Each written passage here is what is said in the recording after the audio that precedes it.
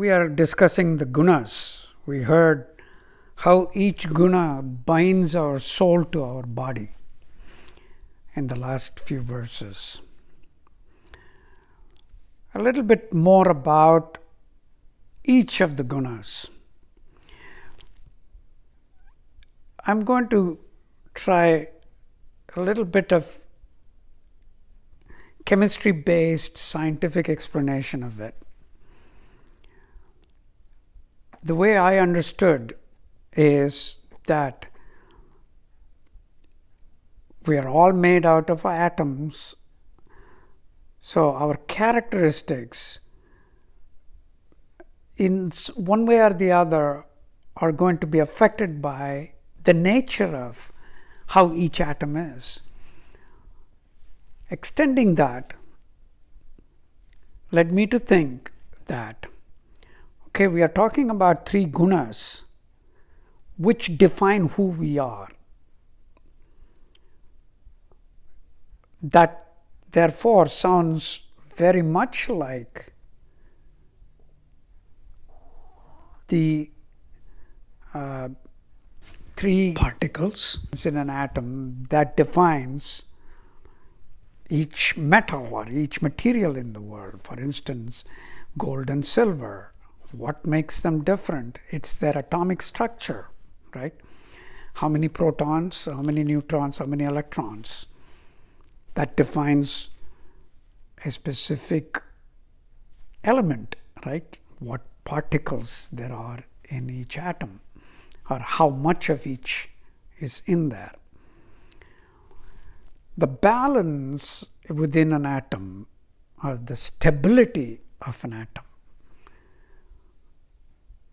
is controlled by the balance in the numbers of protons and electrons and the neutrons. If a number of electrons become a little larger, sometimes it happens, it's called ionization, then there is this necessity for one of those electrons to escape. If there are too many protons, then there is a decay. Keeping that in mind, I sort of equated Sattvam to the protons, the particles of protons. Electrons are rajas, neutrons are tamas. If we put it that way, and let's try to extend that with respect to the verses. So in verse 9, Krishna explains that Sattvam is mental peace. Rajas corresponds to actions.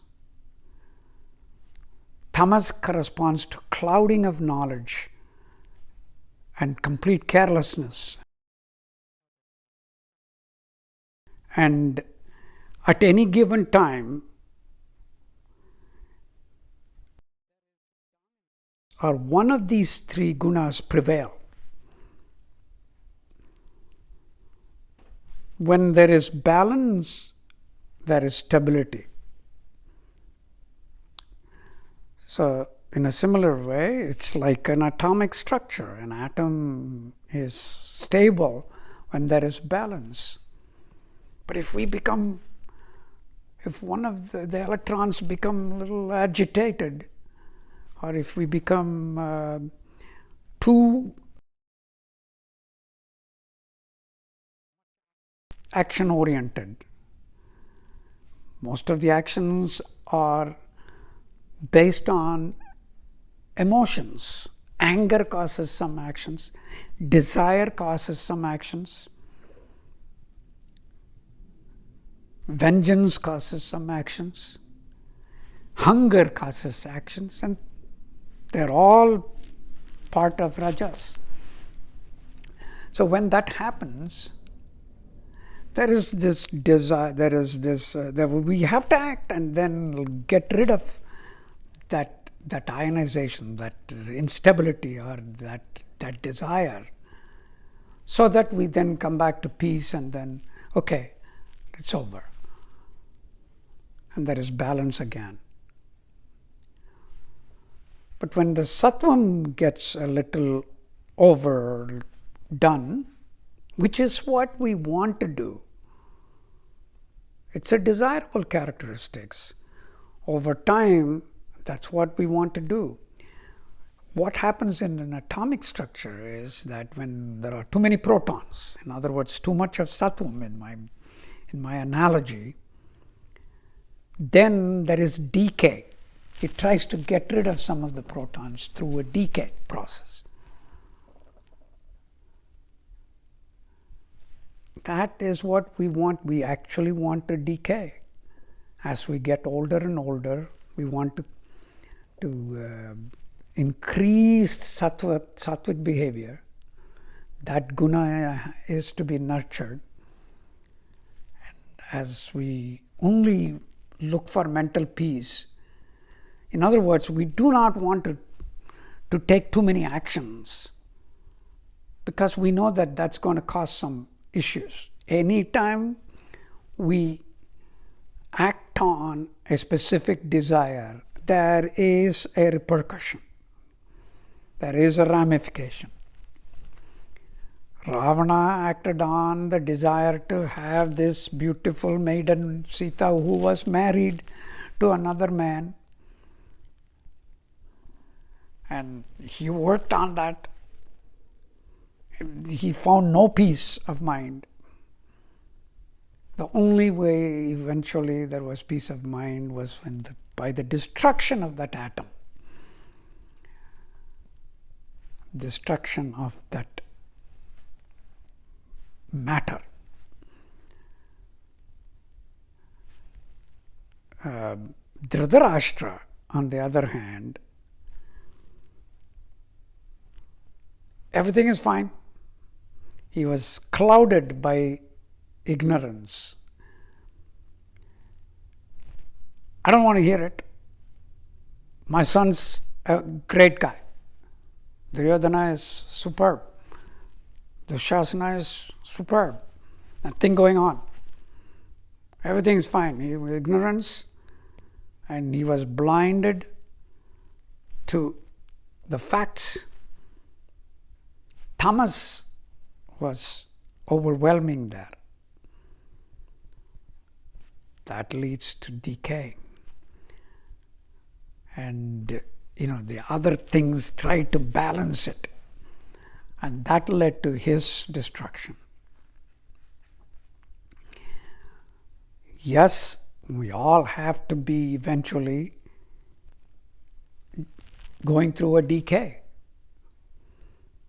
Everything born must die. So, the best way to the destruction of a particular element or an atom is through increase of protons, decay. So, sattvic behavior as we get older and older, control the rajas, do not dwell in ignorance, no tamas. So, those things are under control. Increase the sattvam, the sattvic guna, where what I speak very little, but when I speak, I mean it. So have a synchronization between those two. More and more we achieve that, we become more and more sattvic in our guna. Time for the decay. Slowly it will lead to our peaceful departure,